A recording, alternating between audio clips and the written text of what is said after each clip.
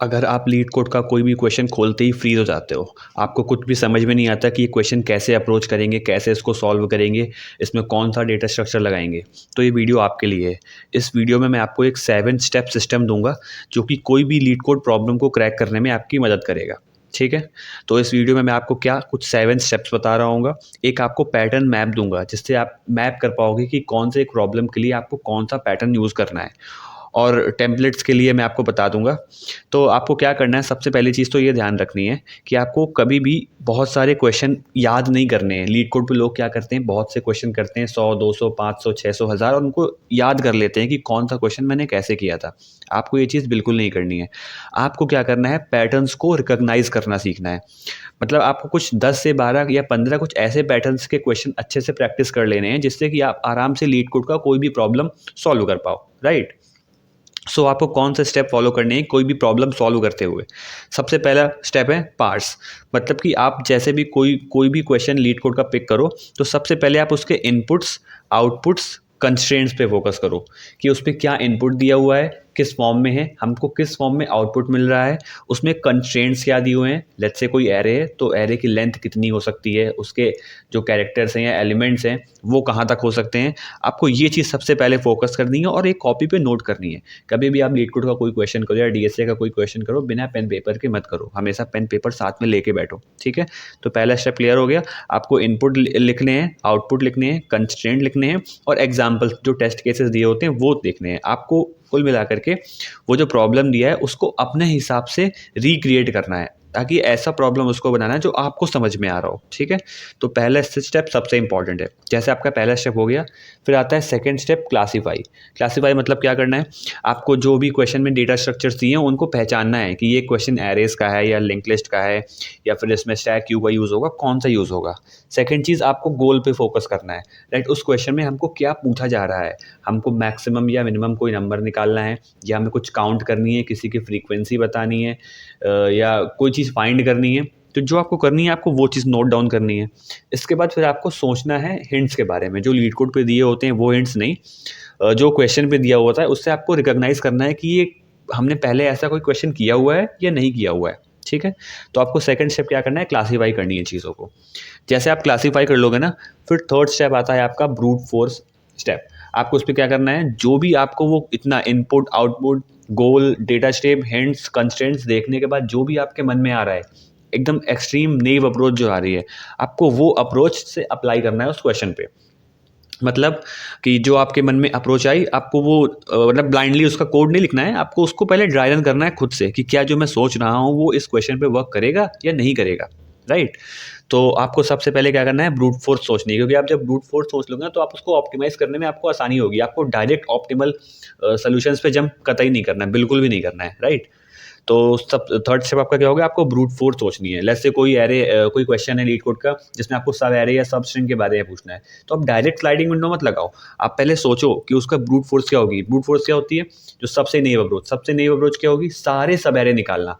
आप बिगो of N square में करके सारे सब एरेज निकालोगे, फिर जो कंडीशन दी है वो करोगे।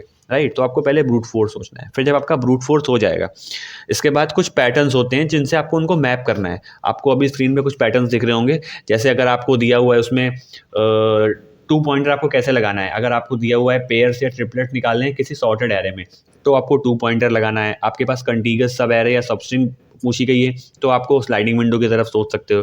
ऐसे आपको काफ़ी सारे पैटर्न्स नज़र आ रहे होंगे, आपको वो सारे पैटर्न्स याद करने हैं। इनको इनको मतलब आपको दिमाग में रखना है कि ये पैटर्न्स होते हैं। ठीक है, आपका स्टेप 4 हो गया। इसके बाद टेम्पलेट। अब हर एक पैटर्न की ना टेम्पलेट होती हैं। टेम्पलेट कैसे है, लेट्स से स्लाइडिंग विंडो है तो उसकी टेम्पलेट क्या होती है, आपको एक लूप रन करना है जो कि पूरे एरे में ट्रैवर्स करेगा। आपको 2 पॉइंटर लेने हैं, लेफ्ट और राइट। आप जब तक आपकी कंडीशन सेटिस्फाई हो रही है तब तक आप राइट पॉइंटर को मूव करते जाओगे, मतलब विंडो को एक्सपेंड करते जाओगे, और जैसे ही आपकी जो कंडीशन है वो ब्रीच होना शुरू हो जाती है, वो वैलिडेट नहीं होती है, तो आप उसको श्रिंक करोगे। श्रिंक कैसे करोगे, लेफ्ट पॉइंटर को बढ़ा करके करोगे। ये कुछ टेम्पलेट्स होती है स्लाइडिंग विंडो की होगी, ऐसे 2 पॉइंटर्स की होती है, बाइनरी सर्च एंड आंसर्स, इन सब की टेम्पलेट कोड होते हैं। वो कोड आपको लिख लेने एक जगह, क्योंकि जब आप रियल क्वेश्चन कर रहे होते हो ना, तो उन टेम्पलेट कोड में ही कुछ चेंज करके आपका रियल क्वेश्चन हो जाता है। तो आपका स्टेप 5 भी हो गया, आपको टेम्पलेट रिमेंबर करना है, आपको पहले टेम्पलेट ही लिखना है, ठीक है। आपने ब्रूट फोर्स सोच लिया, फिर आप उसको जब देखोगे कि नहीं वो टाइम कॉम्प्लेक्सिटी ज़्यादा है, स्पेस ज़्यादा है, तब आप पैटर्न के बारे में सोचोगे, ठीक है। स्टेप 6 क्या आता है, आपको कॉम्प्लेक्सिटी और एज केस के बारे में सोचना है, ठीक है, कि आपने जो भी अप्रोच, जो आपने एक्सट्रीम नेव अप्रोच लगाई है ना, उसकी टाइम कॉम्प्लेक्सिटी क्या निकल के आ रही है, स्पेस कॉम्प्लेक्सिटी क्या निकल के आ रही है, क्या कोई एज केस है जो फंस रहा है जिससे वो क्वेश्चन सॉल्व नहीं होगा, आपको उसके बारे में सोचना है, राइट। जब आप ये सोचोगे ना, तब आपको समझ में आएगा कि नहीं यहाँ पे एक्सट्रीम ब्रूट फोर्स नहीं वर्क करेगी, आपको ऑप्टिमाइज़ करना पड़ेगा। और ऑप्टिमाइज़ करने के लिए आपको ये पैटर्न्स दिमाग में रखने पड़ेंगे कि कौन कौन से पैटर्न्स होते हैं, किन किन जगहों पर हम पैटर्न्स को लगा सकते हैं, ठीक है। आपने टाइम स्पेस कॉम्प्लेक्सिटी देख ली, एजेस देख लिए, फिर आप इसका उसको ऑप्टिमाइज़ करोगे। जब ऑप्टिमाइज़ करके आपको फिर डायरेक्ट कोड नहीं लिखना है, फिर आपका आता है स्टेप 7। स्टेप 7 क्या है, आपको जो अप्रोच सोची अब आपसे उसको ड्राई रन करना है। जो भी आपका क्वेश्चन है आप उस पर ड्राई रन करोगे, ठीक है।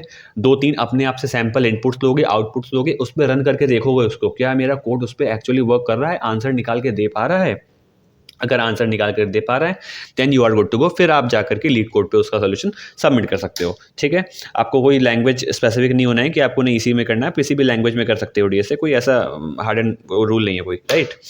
और कुछ आपको मिस्टेक्स अवॉइड करनी है जो सब लोग करते हैं कि आप क्वेश्चंस के ऊपर भागते हो, आपको क्वेश्चंस के ऊपर नहीं भागना है बिल्कुल। आपको केवल पैटर्न्स सारे दिमाग में रखने हैं, बहुत ज़्यादा पैटर्न्स भी नहीं होते हैं, बेसिकली जो मोस्ट इंपॉर्टेंट 10 से 15 ही होते हैं। 2 pointer, sliding window, binary search, BFS, DFS, fast and slow point, ऐसे कुछ होते हैं मतलब पॉइंट पैटर्न्स। आपको वो सारे बस याद रखने हैं, आपको क्वेश्चंस के ऊपर नहीं भागना है कि आप जितने ज़्यादा क्वेश्चन कर लोगे उतना आपको डीएसए आने लगेगा, नहीं। आपको अगर सारे पैटर्न्स आते होंगे, आपने काफ़ी सारे क्वेश्चन कर रखे होंगे हर एक पैटर्न्स के, तो आप फिर कोई नया क्वेश्चन आएगा तो आप वो कर लोगे। सो बस यही 7 स्टेप हैं जो आपको हर एक क्वेश्चन को करते हुए ध्यान रखना है। इन 7 स्टेप्स को फॉलो करते हुए अगर आप क्वेश्चन करोगे तो आपके वो लॉन्ग टर्म मेमोरी में सेव होगा, आपको दिक्कत नहीं होगी। फिर आगे फर्दर जब आप इंटरव्यूज़ में बैठोगे, आपके सामने कोई नया क्वेश्चन आएगा तो उसको अप्रोच करने में दिक्कत नहीं होगी। सो हाँ, यही 7 स्टेप्स है। अगर आपको हर एक कोड का टेम्पलेट चाहिए ना, हर एक पैटर्न का, तो आप प्लीज़ कमेंट्स में बता देना, मैं अगला वीडियो सारे जो इंपॉर्टेंट पैटर्न्स होते हैं ना उनके टेम्पलेट पे ले आऊँगा, राइट। सो अगर आपको कुछ भी इससे फ़ायदा हुआ तो आप प्लीज़ सब्सक्राइब कर लेना। Thank you.